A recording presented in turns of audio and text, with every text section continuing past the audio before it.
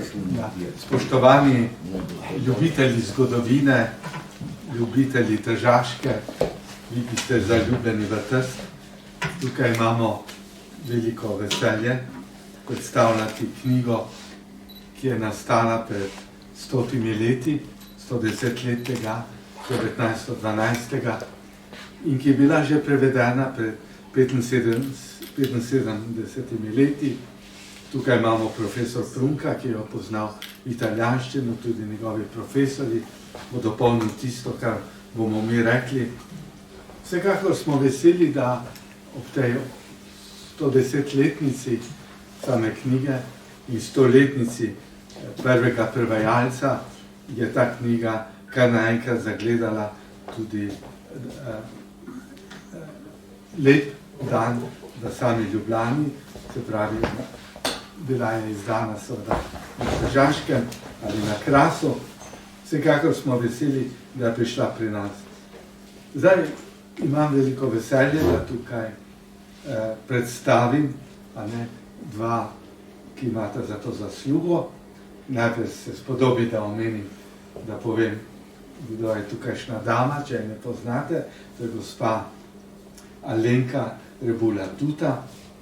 Ime pove, s kom je sorodo, ampak dejstvo je, da sama ode pot, ampak nekako uresničuje tisti evangeljski stavek, da dober gospodar iz svoje zakladnice prinaša staro in novo.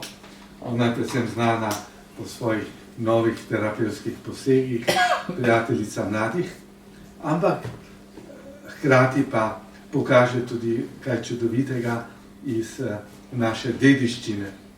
No in tako je tudi ona odločila, da bomo izdali, da bi šel dnevnik Alojza Rebule med leti 1949, 1948 pa 1954.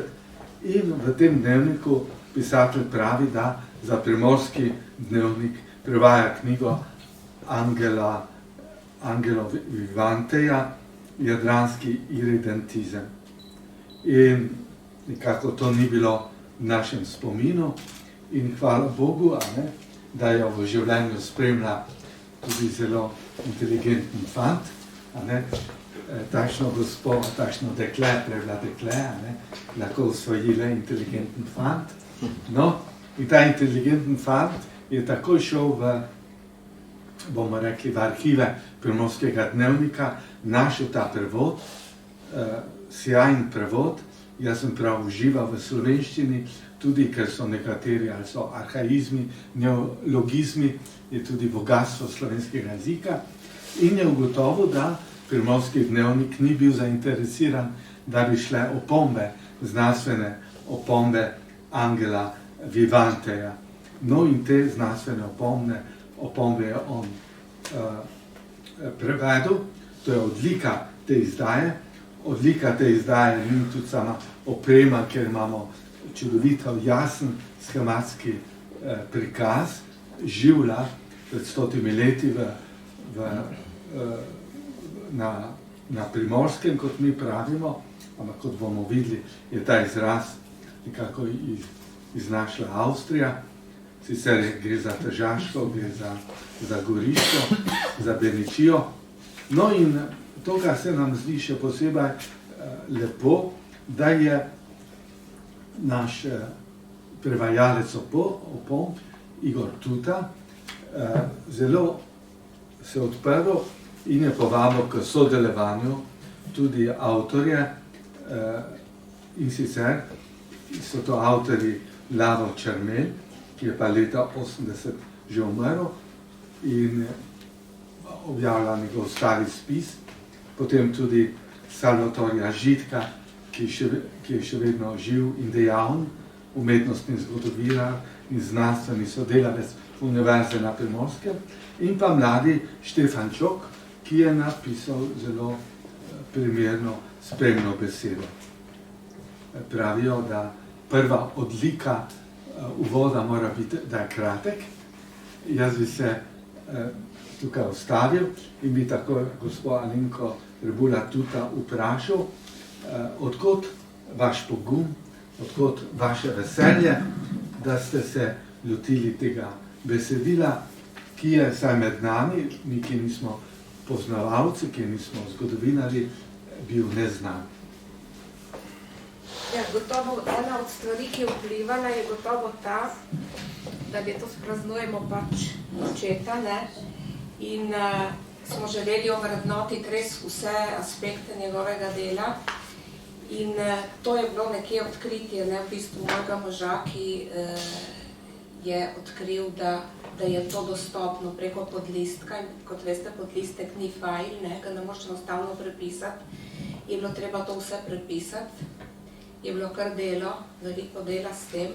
Torej, glavno zaslugo mislim, da ima on svojo požrtvovalnostjo in natančnostjo. Mene pa je knjiga prevzela zato iz več razlogov. Ne? Prvič, živimo v času, ki, kot veste, zelo potvarja zgodovino, enostavno tudi s tem, da ne govori o določenih stvareh, ne samo, da jih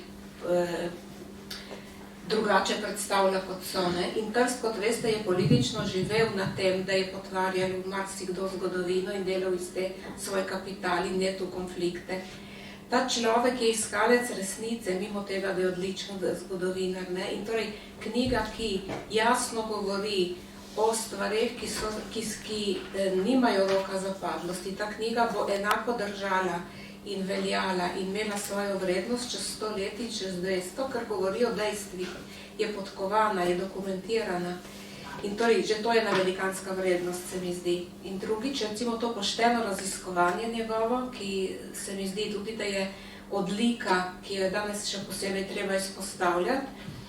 In druga stvar, ki mi je bila zelo pri srcu, je to, kako ugotovimo, da je nekdo, ki ni slovenske narodnosti, lahko velik prijatelj slovenskega naroda in zelo veliko naredi za to. To je tudi vredno, ne, podčrtati. Niso samo naši, da tako rečem, ki lahko nekaj prispevajo, to je velika, velika zadeva. In potem je, če boste brali, se že v prvem poglavju, po moje že na prvih straneh pokaže ena posebna odlika njegovega pisanja, čeprav delno je tudi zasluga očeta, da je njegove zelo dolge stavke razbil na kose, da je postalo veliko bolj berljivo, ne, in je oplemenitil ta prevod. Dejansko ta knjiga se ne bere kot suhoparna zgodovinska knjiga, ampak teče kot roman. Zelo lepo branje je. In to je zame, ki nisem bila nikoli posebna ljubiteljica zgodovinskih knjig, ne, me je zelo pritegnilo in mislim, da bo še marsikoga.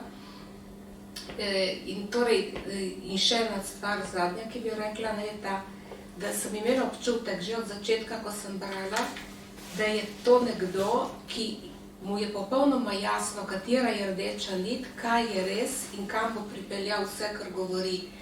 Torej, ne, veste, so knjige, tudi zgodovinske, ki nizajo podatke. Ti prebereš vse to in na koncu se ti zdi, da si dosti izvedel, samo niti jasna rdeča nit in globli pomen tega, kar si bral. Medtem ko ta knjiga ti jasno nakaže, da je Trst oziroma to območje nekaj čisto drugega kot tisto, kar velja. Po prvem poglavju boste presenečeni, da Trst ni to, kar smo mislili, da je. To se mi zdi tudi ena zanimivost, ne, kako je odkrivanje zgodovine v pravem pomenu besede tisto, ki nam odpira nova obzorja in ne, ki že ponavlja stvari, ki že dosti časa vemo in utrjuje stare poglede. Tako, in torej se mi zdi, da je res to ena zelo lepa stvar in se mi zdelo vredno, da se ji posvetimo. Ampak to je res eno kolektivno delo in zlasti ima zaslugo mož. Ja, lepa hvala, gospa Alenka Rebula-Tuta. Tukaj smo priče lepemu sodelovanju dveh oseb, dveh raziskovalcev in to, kar je najlepše, je, da nista ljubosumna na delo drug drugega, ampak dajeta priznanje tej vzajemnosti. No, moram reči, da sem sam, prva reakcija bila, ko sem tudi prvo poglavje prebiral, ta odnos Trsta do Beničije, pa na drugi strani do Avstrije. Res nisem zgodovinar, ampak sem pa hodil v šolo, v gimnazijo. In prva stvar mi je bila, pa zakaj se nismo o tem učili?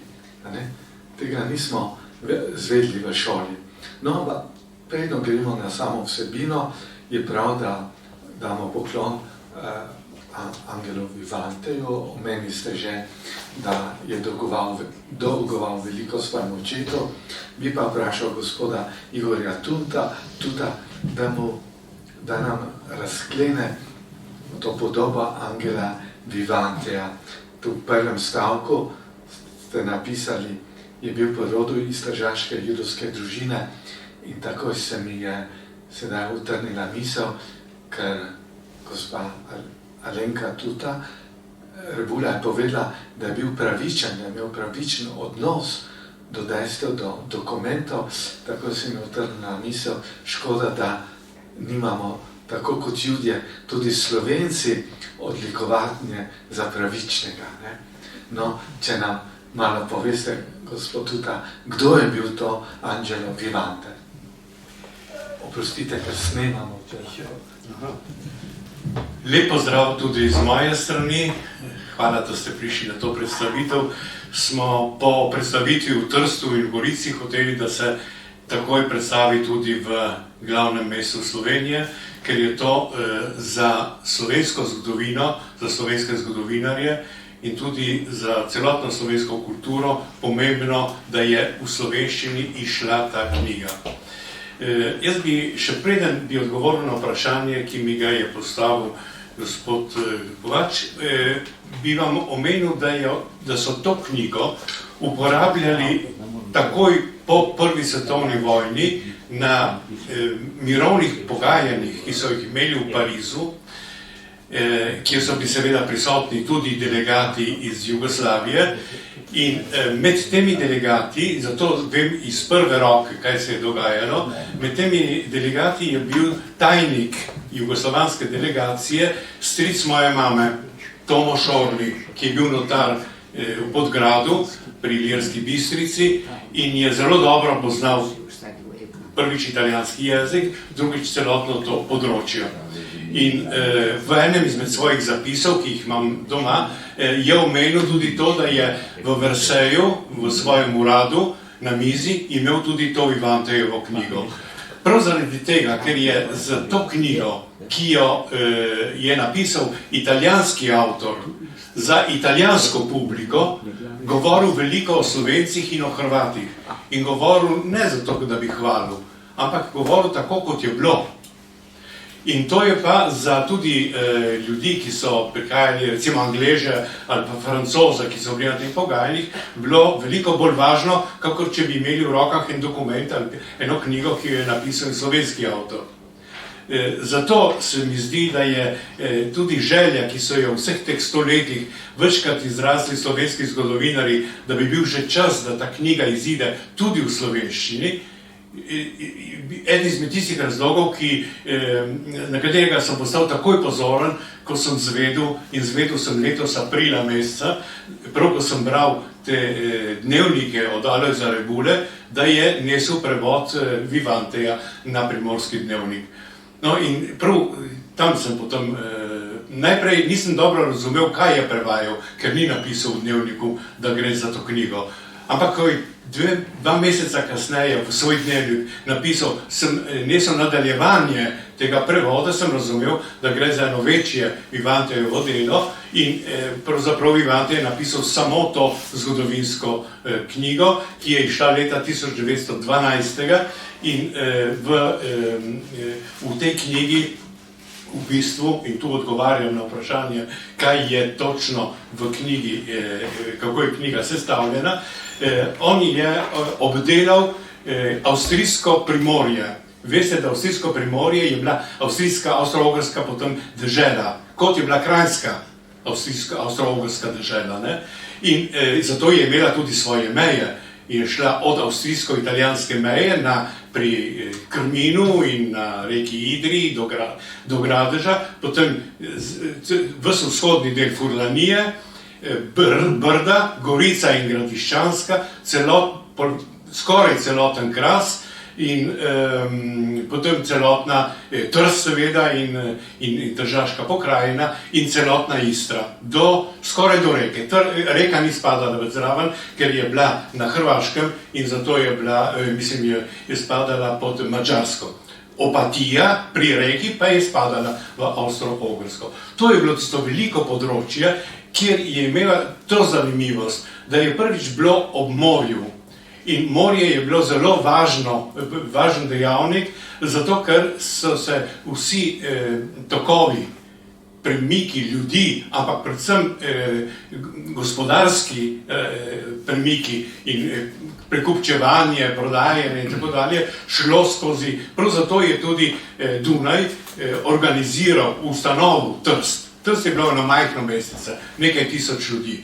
Potem 200 let, zdaj lahko rečemo že 300 let od tega, so se na Dunaju odločili, da bodo ustanovili to veliko sredozemsko pristanišče, ki bo v bistvu en kompresori, ki bo skrbel za prekupčevanje in za povezovanje celotne srednje Evrope z morjem in z drugimi deželami na vzhodu. In zato je Trst zrasel. Je zrasel v par letih, od skoraj nič na 200 tisoč prebivalcev. In sem so se potem, prav zaradi tega, ker je tako hitro zrasel, so rabili delovno silo, je prišlo veliko ljudi. Ne samo iz tega področja avstrijskega primorja, ampak so prihajali tudi iz drugih dežel.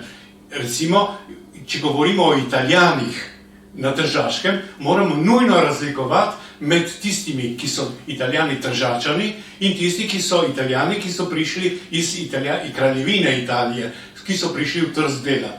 In eni in drugi so imeli popolnoma različna mnenja.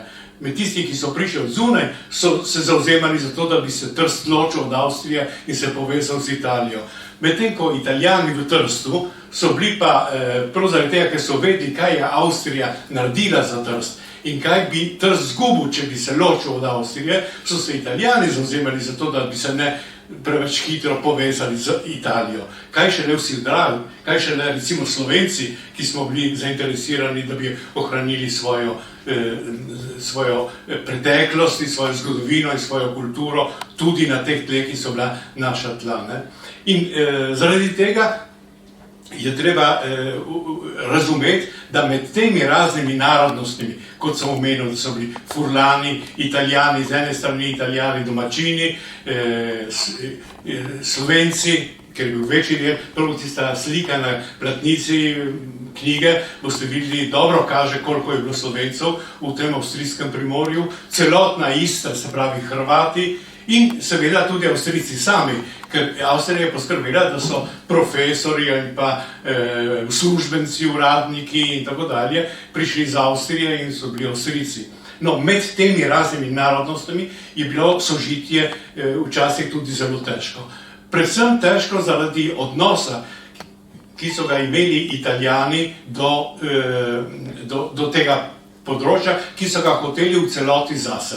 Italijani so izhajali in nažalost še vedno mislijo, da so nasledniki Rimskega imperija in da so nasledniki Beneške republike, ki je, kot veste, imela celotno področje Jadranskega morja in celotno tudi vzhodno obalo. In zaradi tega so rekli, so takrat zagovarjali, bodisi italijanski nacionalisti, kot italijanski irredentisti. Irredentisti, to je izraz, ki je nastal prav v tistih letih in pomeni, da se je treba, da so to ozemlja, ki niso še osvobojena za Italijo. Irredenta, ne? Neodrešeno področje, ne? To so irredentisti. Nacionalisti so pa tisti, ki zanikajo vse druge narodnosti in vidijo predvsem same sebe. In ti so potem ustvarili to napetost, ki je bila potem glavni element in glavni razlog, da je prihajalo do nerazumevanja in tudi do težkih odnosov. Vam dam samo en primer. In o tem piše, se vam bo sprašal res zelo popaziti to, kar piše Vivante. On razlikuje, pravi, leto 1848, to je tisto leto, kateremu pravimo pomlad narodov, ker se je zgodilo v Avstriji nekaj močnega, da so tisto leto spremenili ustavo, da so dovolili in priznali, da obstajajo tudi druge narodnosti in da so tem narodnostim dovolili, da se začnejo tudi sami razvijati, recimo, da so jim dovolili, da začnejo tiskati tudi časopise ali liste ali revije ali pa da imajo svoje šole. In Slovenci so takoj to razumeli. In zato Vivanter zelo pravilno pravi, do leta 1948 vsi tisti Slovenci iz Kranjske, ki so prihajali v Trst, v glavnem so se vsi asimilirali. In zato, če vi pogledate telefonski imenik v Tržačanu danes, boste videli, vsak drugi priimek je slovenskega izvora. Ker so bili to dejansko Slovenci, ki so se potem poitalijančili. Zakaj so se poitalijančili? Ker zadaj ni bilo ničesar, ni bilo še društev, ni bilo časopisov, ni bilo gledališča in tako dalje. So bili sami. In je skoraj nujno, da bodisi gospodinjske pomočnice kot delavci in kakor obrtniki so bili sami in so recimo klonili pod pritiskom italijanske prisotnosti. Po letu 1948 se je stvar bistveno spremenila. Tudi Slovenci so razumeli, da je treba uveljaviti v tem avstrijskem primorju našo prisotnost, se pravi ustanoviti slovenske šole, skrbeti, da se bodo otroci učili in da bodo potem tudi sami nadaljevali to samozavest biti Slovenci tudi v večinskem italijanskem mestu. So poskrbeli, da so tudi recimo niso bili več samo kmetje in delavci, ki so prihajali, so se že organizirali tudi maloveščani in tudi meščani, ki so in slovenske banke, potem se je preimenovala Jugoslovanska banka v Trstu. In vse to je pomenilo, da so začeli imeti moč, tudi gospodarsko moč, in so že leta, kot veste, 1902 ali v 1904 je Max Fabiani napravil načrt za Narodni dom v Trstu, ki je bil takrat ena izmed najlepših zgradb v mestu. In je bil prav res, tega Narodnega doma so se Italijani zelo bali, ker so vedeli, da bo to postalo veliko središče, iz katerega se bodo potem razvijali tudi bodoči rodovi. In dejansko, če se spomnite, v tistem obdobju pred Prvo svetovno vojno, Ljubljana je imela približno 30 do 35 tisoč prebivalcev. Ljudsko štetje 1910 je pokazal, da je v Trstu bilo že 60 tisoč Slovencev. Zato se je diskutiralo o tem, kje naj se ustanovi prva slovenska univerza. Ali v Trstu, ali v Ljubljani. Potem je prišla svetovna vojna, je vse to podrla in je odpadel problem, kje ustanoviti prvo univerzo. Toliko je res, da je tudi Vivante, ko je opravil maturo, ni mogel študirati v Trstu, ker v Trstu niti italijanske univerze ni bilo takrat. Je šel v Bologno in je bilo to dobro za njega, ker v Bologni je prišel v stik z večjimi, pomembnimi italijanskimi osebnostmi, zgodovinarji, politiki in tako dalje, in se je potem tam navzel te tudi osebne samozavesti, tako da je vse življenje ostal v stiku s Salveminim in pa drugimi in je recimo tudi dosegel, da smo potem v Firencah tiskali to knjigo. No, jaz vem, da sem preveč že govoril, ampak... No, vsekakor... Zato bi se vrnil še trenutek... Je zelo pomembno, kar smo slišali, tale širši kontekst, sobesedilo, zgodovinsko, največ je marsikdo o tem že veliko slišal, ampak ni bilo pa toliko to v naši zavesti. Zavesti, da na nek način, ne tisto ribiško pristanišče, par tisoč ljudi, ampak potem veliko pristanišče, imperija, to je cesarstva, Avstrija, smo pa pomagali ustvariti mi Slovenci. No in se mi zdi, jaz sem bil ganjen, ko sem bral Vivanteja, da rekel, da tudi preprosti delavci, Slovenci so bolj izobraženi, razgledani, kakor pa italijanski. Se pravi, to je bila tista avstrijska šola, ki je tudi Slovencem pomagala, da so šli v svet in da so soustvarjali svet. No, ampak kot nas je gospa opozorila, da je treba, mogoče se še ustavimo pri Vivanteju samem, kdo je to bil, največ je to bil sekularni jud, in odkot ta njegova taka močna etičnost in tudi upanje v novi svet.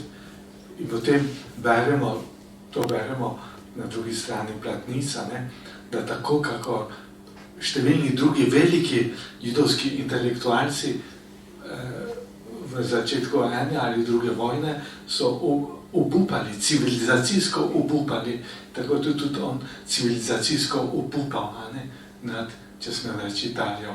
Ampak kdo je bil pravzaprav? Ja, tako da zdaj sem vam povedal, recimo, da je Vivante potem prihajal iz te judovske, tržaške, malo meščanske, pa zapravo lahko rečemo kar meščanske družine in je tudi po mentaliteti bil tako bolj sredinsko usmerjen. Potem ko se je pa vrnil iz Bolonije in je končal univerzo, se je hotel vrniti v Trst in je takoj začel, najprej sodeloval pri italijanskem časopisu kot časnikar, pri italijanskem časopisu Il Piccolo, ki je bolj desničarsko bil usmerjen in je še danes. V tistem obdobju so bila v Trstu tudi velika sindikalna gibanja. Leta 1902 je zelo znana stavka pristaniških delavcev in vse to je vplivalo na Vivanta, ki je bil zelo občutljiv človek. In na drugi strani pa se je zavedal, da je treba vsako stvar, vsako malenkost tudi dobro preračunati, razumeti, ker bo vse to ne samo vpliva na današnji razvoj in na današnji čas, v njegovem času seveda, ampak tudi vpliva na bodočnost in bodoči razvoj. Zato je tudi sam se potem malo spremenil in se približal, recimo ravno v Trstu sem vam omenil, da je to mesto zraslo, zato ker je bilo potrebno toliko delovne sile, se pravi predvsem delavcev, pa tudi obrtnikov in drugih, in se je razumel, da so to tista gonilna sila, ki so ustvarili veliko mesto in se je približal tem ljudem in tem gibanjem. Tako da je potem pustil svojo službo pri časopisu Il Piccolo in je takrat istočasno izhajal v Trstu tudi dnevnik socialistične stranke Il Lavoratore. Je začel sodelovati tam in ker je pisal zelo lepe članke in zelo poglobljene članke, je potem postal tudi glavni urednik tega časopisa, vsaj za 2 leti, ker potem je na začetku 20. stoletja je potem opustil vse te obstranske stvari in se je posvetil samo študiju zgodovine tega obdobja, od leta 1848 do Prve svetovne vojne. In se lotil potem tudi pisati. In zato je recimo ta knjiga razdeljena na 4 poglavja. Prvo poglavje govori prav o tistem prvem obdobju, kot sem vam omenil, v tem obdobju že govori tudi o Slovencih, ampak omenja, da so se asimilirali. Potem je pa drugo poglavje, ki pa govori po letu 1948, kako se je vse odvijalo in kako se je začelo spreminjati in kakšne so bile tudi potem možnosti, ki so se javile ne samo na gospodarski, ampak tudi na kulturni in na družbeni ravni v Trstu. In potem je tretje poglavje, vam povem, je najbolj zanimivo, če bi kdo izmed vas vzel knjigo v roko, ki je precej debela in bi se ustrašil, da je preveč branja, naj bere predvsem tretje poglavje. V tistem poglavju govori o narodnostih, o tistem, kar sem omenil, povezavi med raznimi temi etničnimi skupnosti,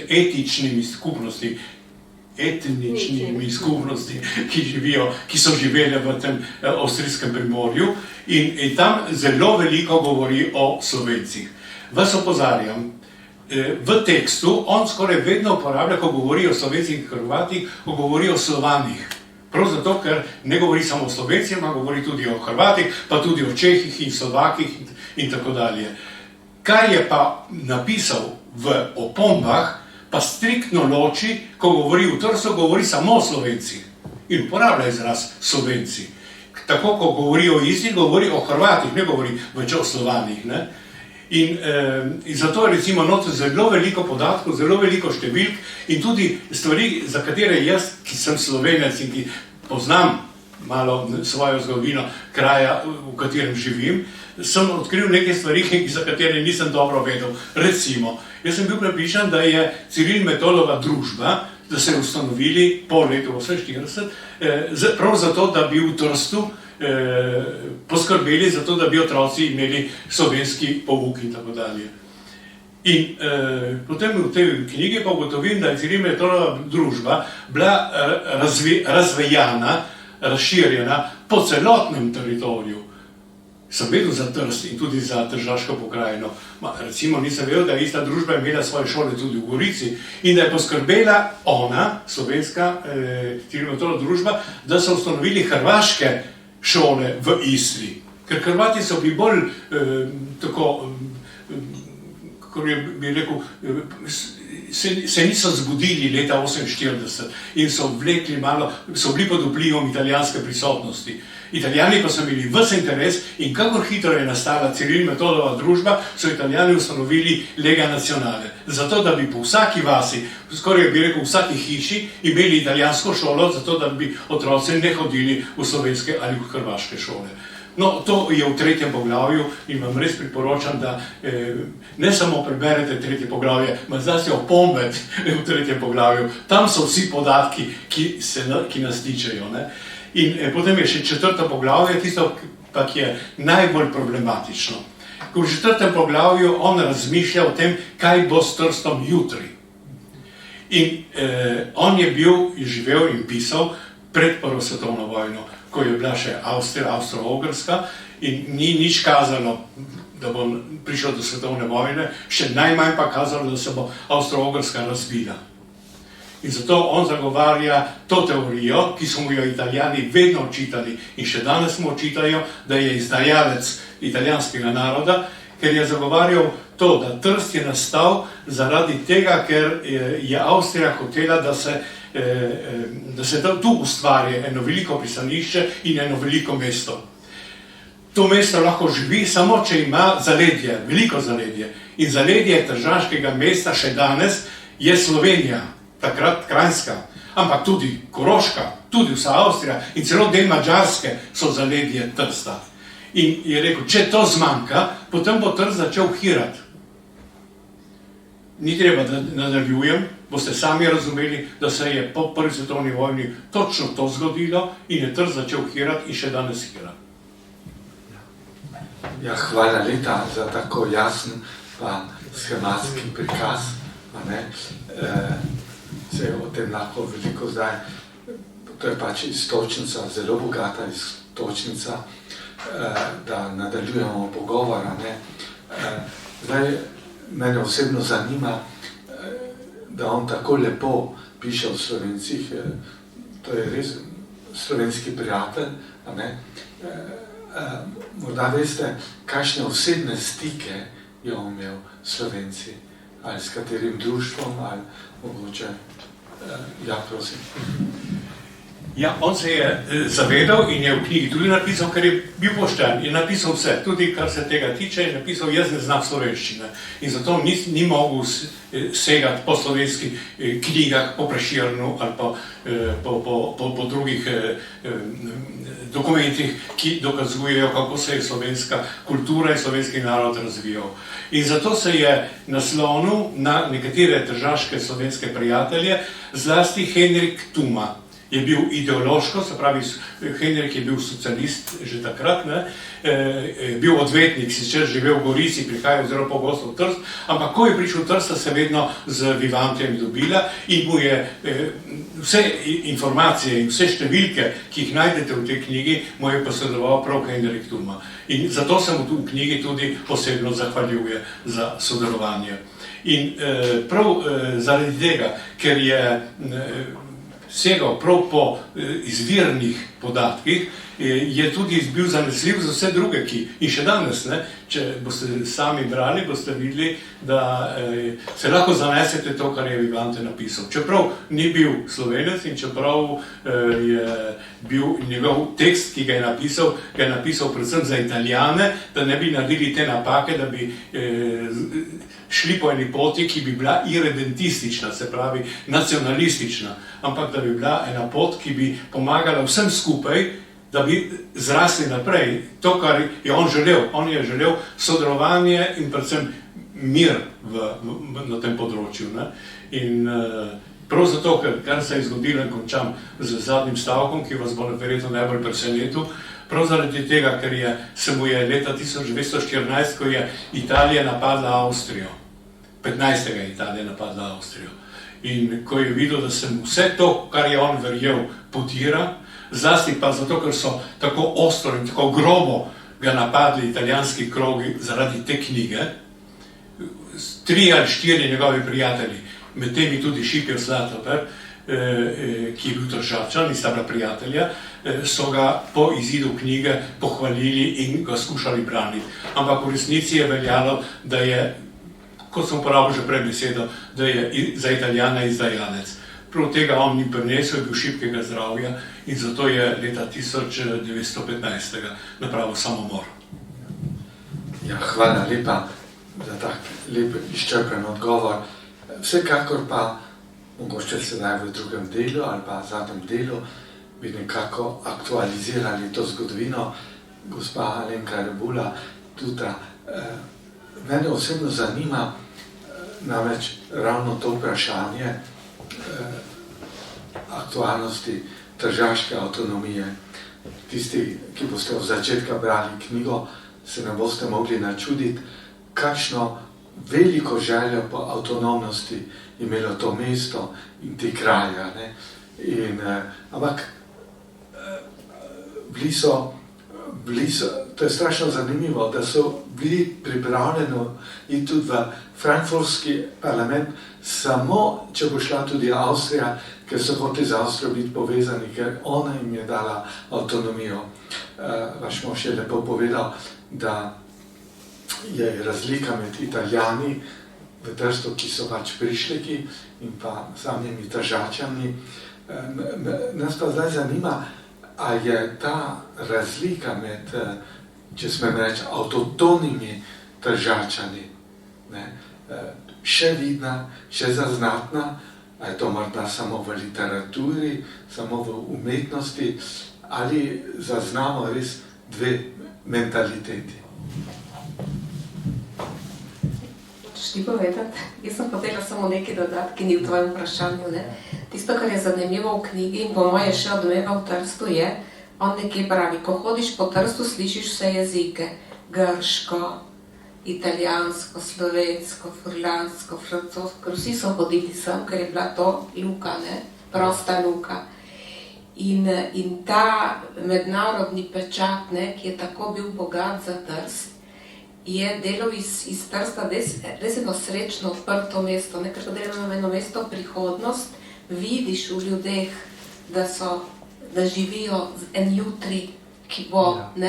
To je tisto, kar danes v bistvu manjka, ker danes v Trstu je zelo malo mladih, hodijo ven iskati tisto dimenzijo. V naši generaciji, moji učenci in tako naprej, moji otroci to povejo, da v Trstu ne moreš dihati. In to se je v bistvu zgodilo takrat. Zdaj, jaz bom reči prepustila njemu besedo, jaz sem hodila samo to omeniti, da tisti nacionalizem, kjer Trst ne bi bil super italijanski in poudarjajo to, ne bi treba braniti italijanstvo Trsta, je izmišljeno. To je bilo cepljeno na silo od drugih noter, ampak Tržačan kot tak se je dobro počutil v čisto drugih dimenzijah in še danes je tisti praznik Marije Terezije, ki ga imajo Italijani in obešajo te avstrijske zastavice, kako mislim, te grbe, in velja ta izraz Austrija Felix, mislim, odkje to prihaja, iz ene take stare zavesti, da v resnici pravi značaj Trsta je bil tisti, In da, ker ga ni več, je to eno tako fiktivno mesto, kjer zdaj pač skuša iz njega narediti, ne vem, znanstveni center, kakorkoli, ampak je izgubil prihodnost, ne? Ja, zdaj bomo šli potem nazaj, ampak še tole dopolnjujoče se vprašanje. Bili so poskusi, da bi Trst našel svojo kozmopolitsko razsežnost, zlasti z ustanovitvijo Evropske univerze.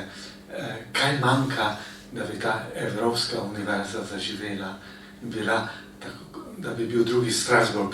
Bilo je enkrat v Parizu, je bila razstava in so primerjali ta evropska mesta 17. stoletja, ki so se razsvetela, naprimer Berlin, pa tudi Trst,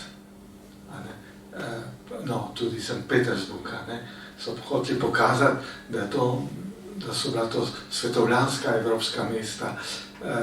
No, glede Tržaške univerze, kaj ji manjka? Mogoče evropska sredstva?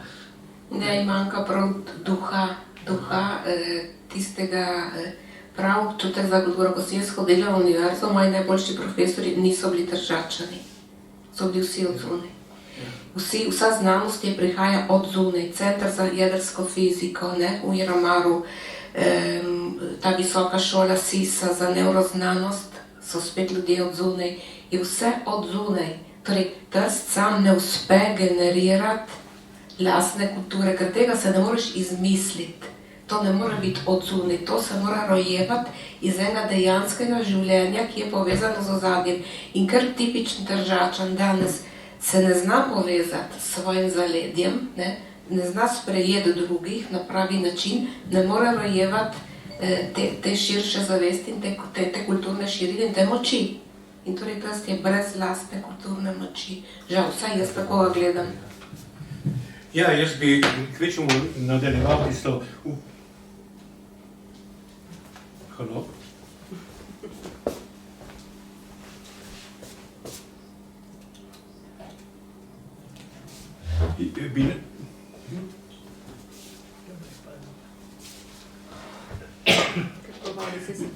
Ne, jaz sicer, če se ne vem. Tako da, bi nadaljeval to misel, vprašanje, zakaj se potem zgodovina in razvoj Trsta ni razvijal tako, kot si je želel Vivante v tej knjigi. Iz zelo preprostega razloga, ki sem ga že omenil prej, da se je s Prvo svetovno vojno vse podrlo. S Prvo svetovno vojno je naredila veliko več škode, kakor se mi mislimo. Ker po Prvi svetovni vojni, kaj je prišlo v Italiji? Je prišel na oblast leta 1922 fašizem. Ne samo v Trstu.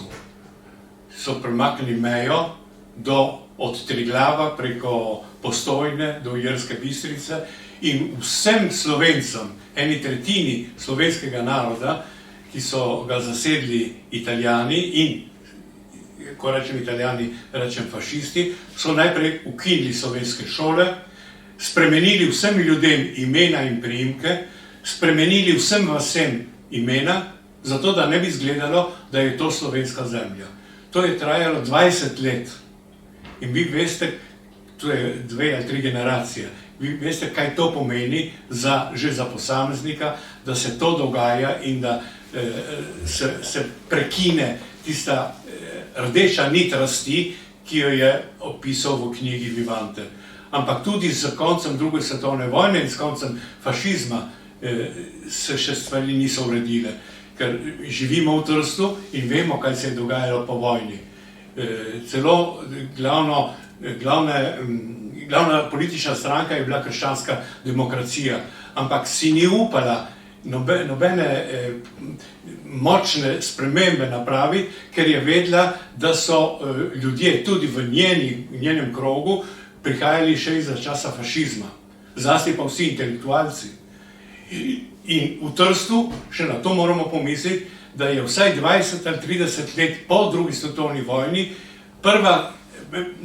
druga politična stranka bila neofašistična stranka Movimento Sociale Italiano. In oni so igrali na to. Zato so napadali Slovence, so nam pljuvali, tudi mene so pljuvali, ker sem govoril slovensko v avtobusu. Ker so hoteli preprečiti, da bi se ohranilo, zato ni bilo govora, da bi lahko bili dvojezični napisi, da bi upoštevali to, da so Slovenci od tam v Trstu vedno živeli. In to je trajalo do približno srede 60-ih let, ko je tudi v krščanski demokraciji prišla na površje močnejša, mlajša skupina, Guido Botteri, Coloni in drugi, ki so potem poskušali počasi, previdno, ampak sami veste, kaj se je zgodilo, ko so leta 1975 podpisali Osemske sporazume. Ves Trst se je uprl, da noče, da se uredi meja in da bomo izgubili Dalmacijo zavedno. To je bil glavni upor Trsta. In v Trstu je nastala nova stranka, Lista za Trst, ki je potem imela največ glasov in je ena izmed glavnih elementov bila ne samo proti Slovencem v Trstu, ampak tudi proti Jugoslaviji takrat in proti Slovencem, ki ste živeli ali živite v neposredni bližini Trsta.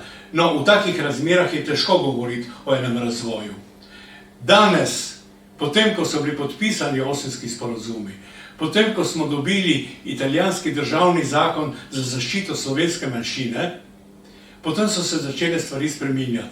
So zginili iz pozornice ti neofašisti, so si upali tudi politiki doseči kaj več in danes že imamo dvojezične napise slovenskih vasi v Trstu in danes podpirajo in so ravno kar zgradi, nam popravili in vrnili Narodni dom, popravili pri Svetem Ivanu dvorano, tako da so to slovenska središča, ki bodo naprej lahko gradila to, kar že delamo, ampak samo po vaseh. No in zato se počasi vračamo po tolikih letih, po 100 letih, na tisto, kar je računal Vivante, da bi bilo treba, da bi bila normalna pot razvoja velikega mesta.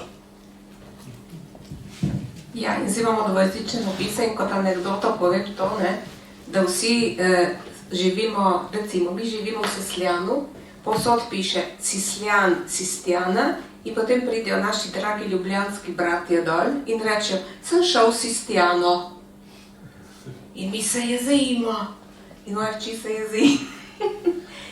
Hoče reči, obstaja Sesljan, Nabrežina, obstaja Tržič, oni grejo v Monfalcone.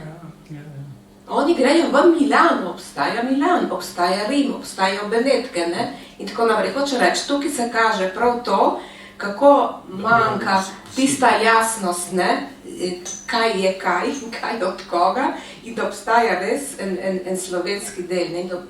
Mislim, ta od Sesljana je res zanimiva, ker hodijo vsi na plažo in se še ni, piše povsod Sesljan in še ni prodrlo v zavest povprečnega Slovenca ostran meje, da to je slovenski kraj, ki se mu reče Sesljan, ki ima plažo. Ja, hvala. To je nadzaj neumnost, če reče tako, samo mislim, da kaže eno realnost, ki se noče premakati. Ja. Mislim, to je, imamo iste težave s Koroško, ko mi nekdo pravi, da je na svetu smučal, rečemo, to je isto kot Mokrine, ampak vseeno bi se vrnil k temu, malo smo konzervativni, tudi recimo v Ljubljani so spremenili ulice in trge, ampak stari ljudje so za Nazareva, kjer smo mi zdaj, kar nekaj let govorili Frančiškanska ulica in Prešernov trg, pa imamo vsi, častimo Prešerna, še vedno Marijin trg, malo smo tudi po svoji naravi konzervativni, ampak... Ne, to je nekaj drugega, to je zavest, da tam je meja, da tam je Italija. No, vse toliko težje, hočem reči. Navadno je vedno več vzrokov in če pride do združitve, sinergije, je težje.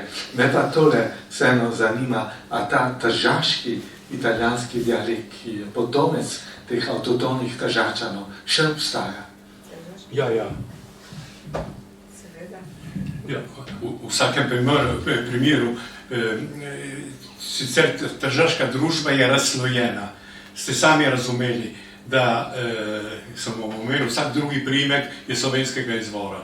Se pravi, da je, če pogledamo nazaj, marsikdo še danes reče, ja, ma tudi moj praded je bil Slovenec, a moja nona je govorila še slovensko. Ne? Se pravi, tega si niso upali pred 20 leti reči. Se počasi stvari spreminjajo, kako hitro vidijo, da ker ko nekoga ne poznaš, se ga bojiš. In dejansko Tržačani so se bali Slovencev, Jugoslavije in Jugoslovanov prej, ne? In tudi Slovencev v zamejstvu. In zato nas niso hoteli priznati.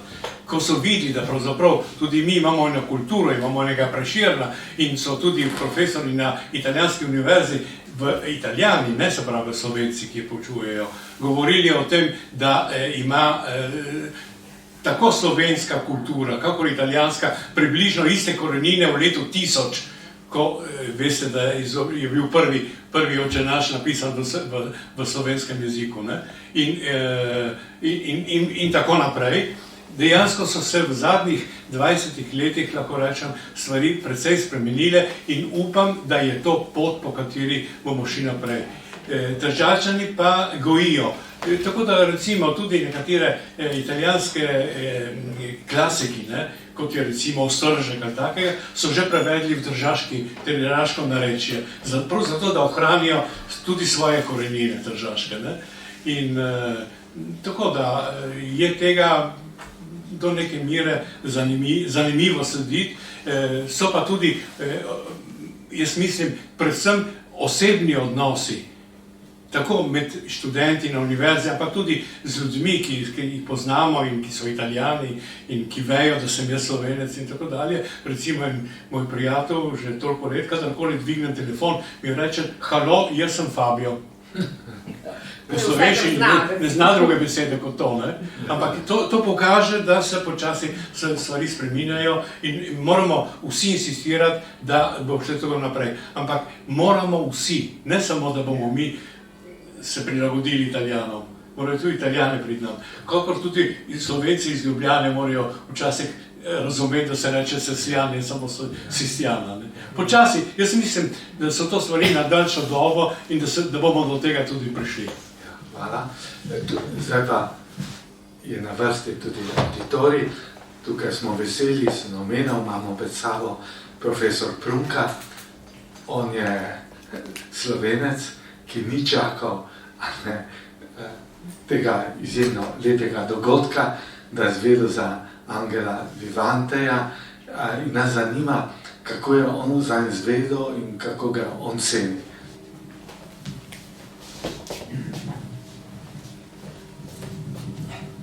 Hvala za besedo.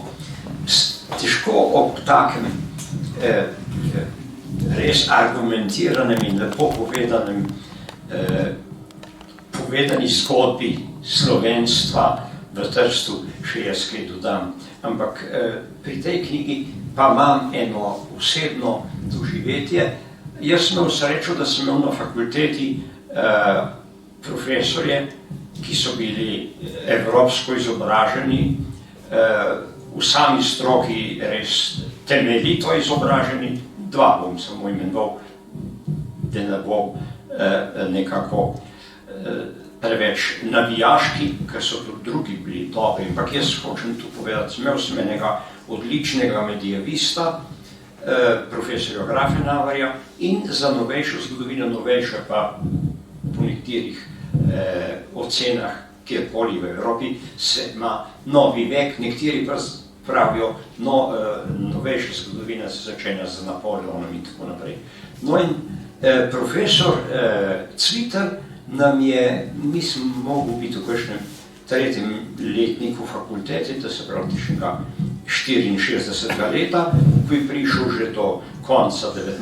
stoletja in je bilo en pomemben topik, ena tematika, ki jo je on tretiral, je bilo tudi nacionalno vprašanje. Slovensko, ampak upeto v evropski kontekst.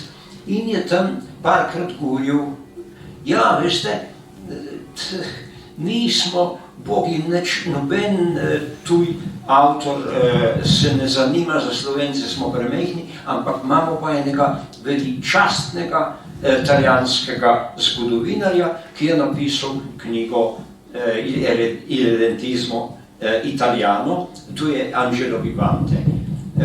In je povedal mi, jaz sem pa to citiral v eni svoji knjigi, ko nisem še vedel, da bo to prevedeno, ali pa da je bilo prevedeno v Primorskem dnevniku, da je Vivante bil zelo kritičen, ampak pošten do te večnacionalne strukture, kar je težko, a veste, redko kje je to, da so vsi narodi en do drugega enaki. Najhujša stvar je, ki se zdaj obnavlja, odnos med velikimi in majčkimi. Mi Slovenci se precej repenčimo, saj smo enakopravni, saj smo veliki, saj smo postali člani Evrope, saj smo enkrat Evropi predsedovali, a veste, koliko je realna slika, koliko smo gospodarsko močni, koliko imamo nekih intelektualcev, ki predavajo ne samo v Ljubljani, pa v Kopru, ampak so na univerze vabljeni, za roki jih vlečijo nekega neurokirurga, pa nekega fizika in tako naprej. To se pravi, objektivno smo pa majhni. Nočem zdaj to poudarjati. Veliki so pa veliki, kaj so jim, Italijani so 20krat večji, kot mi, 20krat, ali pa še več. In imajo potem en tak večvrednostni odnos.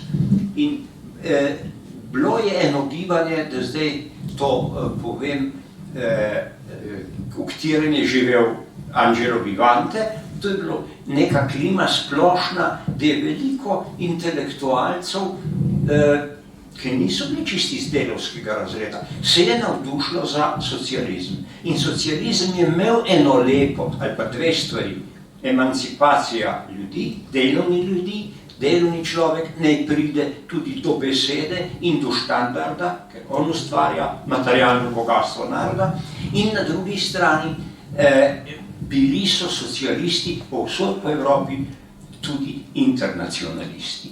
In v to družbo je sigurno spadal Angelo Vivante, ker tako lepo v temu majhnemu narodu k slovenstvu govori. Je že prej kolega Edi govoril, ima prav napisano, ja, ko gledam, opazujem to Slovenci, ki prihajajo v Trst, kako so delavci, kako so veliko bolj izobraženi, kulturni, kot so pa naši Italijani. Veste zakaj?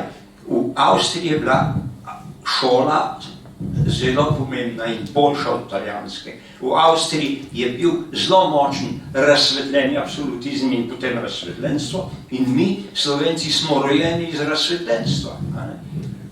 Vodnik, Zojc, pa tako naprej, Linhart, ki so nam dali to, in Avstrija, veste, kot država, je pa, tlej Igor je povedal, je pa dala to celo državno podporo, državno priznanje, pa dajmo tem ljudem, vse so ljudje, vse bojo delali, pa ne se izobražujo, ne imajo osnovno šolo. In slovenski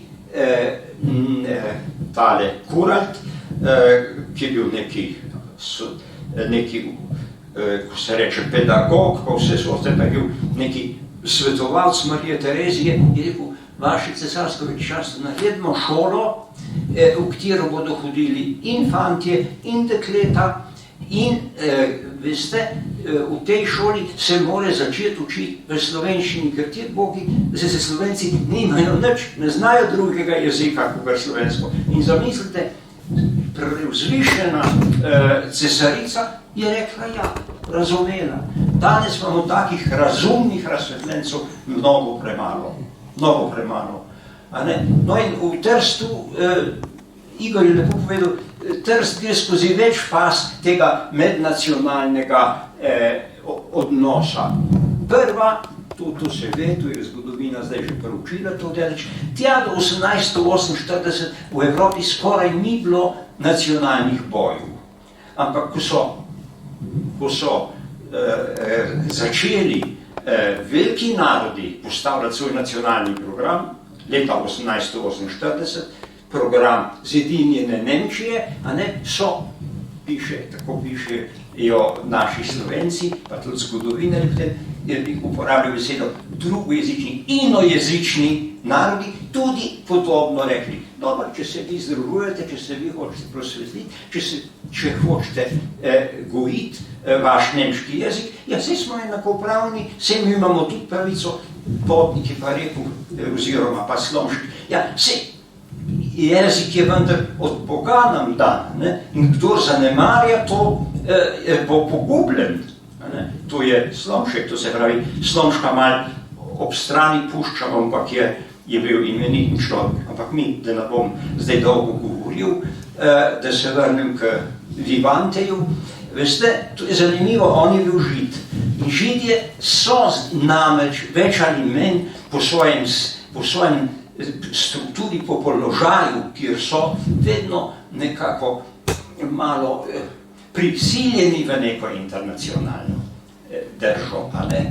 Prisiljeni. Zdaj bom sicer povedal eno stvar o Lojzetu, kar je meni rekel, ali pa je rekel javno, ampak ne slišal, da on je cenil, pa so oni vprašali, kaj pa tile italijanske Žide, kako pa oni tebe, pa rekel, ja, vse smo z nekaterimi prijatelji, ampak zdaj sem ne mislim, da je govoril pa o Pavezeju, a je to avtor tistega, Kristus se ustavil v Eboliju. Je rekel, ne, z njem pa ne morem kaj navezati, me čist nič namara in me ignorira. To sigurno ni on iz neke zlobe, ampak Lojze je bil občutljiv človek in seveda najbrž tam imela dvakrat, trikrat. Se veste, če vas tukaj naprej, pa tudi včasih bi rad kaj spregovoril, pa stran gre, ne. No, to sem se.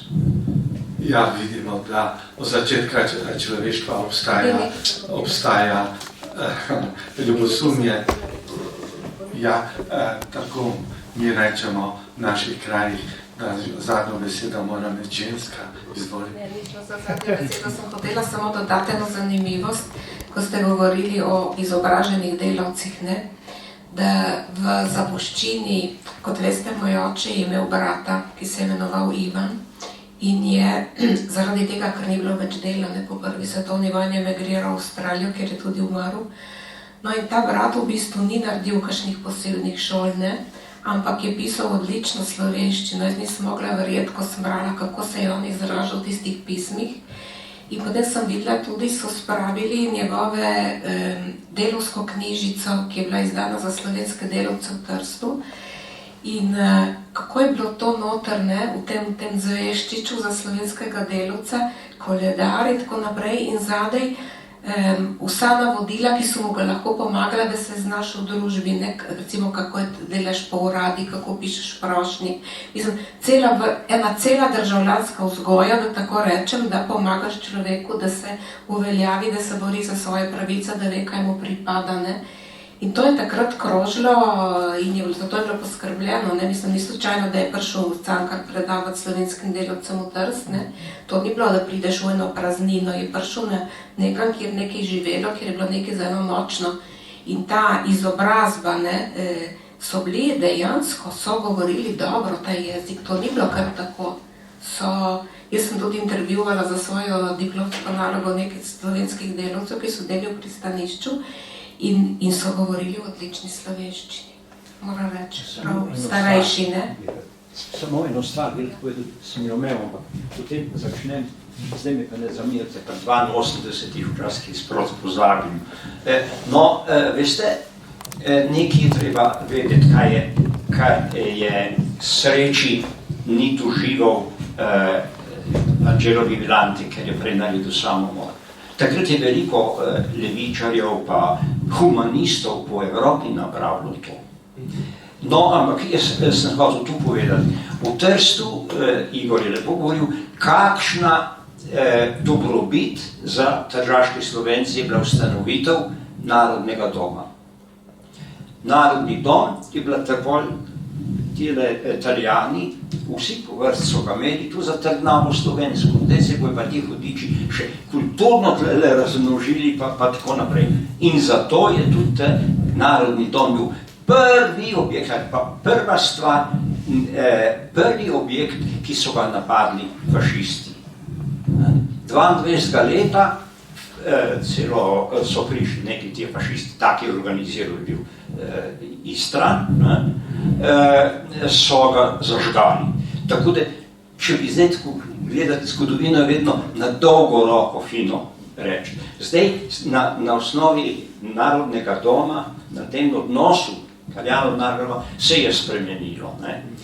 Ga nimamo še čisto posesti, ampak če bo ta trend šel, če prihaja predsednik Italijanske republike, upam, da bo take smeri tudi ta nov, ta je bil nam naklonjen. Ampak seveda, kakšen minister, ki je zdaj zunanji minister, pravi, naj živi italijanska Istra, naj živi italijanski Trst, naj živi italijanska Dalmacija. No, no, mislim, da smo veliko slišali, se zelo obogatili. Mislim, da lahko v imenu vseh navzočih se iskreno zahvalim gospe Alenki Tuta Rebula in Igorju, tudi predvsem najprej za njegovo izjemno delo, za njegov pogum. Nisem vedel, kdaj je to začel, če od aprila do zdaj vse to naredil. Moram se posebej zahvaliti tudi založbi, da je imela pogum to izdata. Človek mora v nekaj verjeti, da toliko stvari zastoj naredi in da takšno odvršeno delo izda. Moram tudi se zahvaliti, upam, da bo naša gospodična izrekla to naprej, naši Mohorjevi celjski, tukaj moramo vedeti, da so bile 3 založbe, ker se je Alojz Rebula počutil doma, Mladika, družina in vsekakor celjska Mohorjeva. Se mi zdi, in tukaj je prav, da smo ga počastili. Na simpoziju ni bilo še prilike, da bi več rekli, da od njem kot prevajalcu, tudi jezikoslovci se še niso sklonili na tem, da bi njegov besedni zaklad opozorili. Je pa nekaj upanja, vidimo, da je korespondenca njegovega brata Ivana, vsekakor je to strašno zanimivo, kaj so Tržačani in Slovenci počeli v Avstraliji, kako so oni občutili svoj dom, nostalgijo, tudi še kakšna druga korespondenca, tako da, ko se vama zahvaljujemo, upamo, da se boste še kaj upogumila in skupaj s Celjsko, skupaj z Mladiko, skupaj družino, tudi samostojno še kaj izdala in mislim, da zasluži ta aplavz.